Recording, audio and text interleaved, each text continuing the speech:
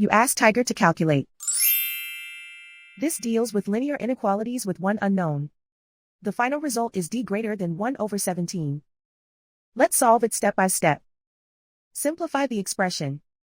Simplify the arithmetic.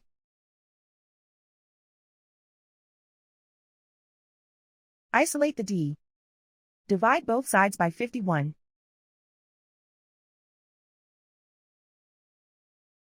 Simplify the fraction.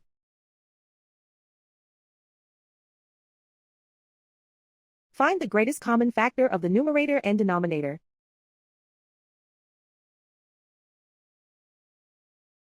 Factor out and cancel the greatest common factor.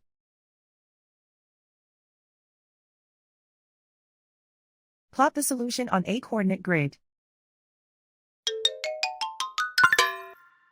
And so the final result is d greater than 1 over 17.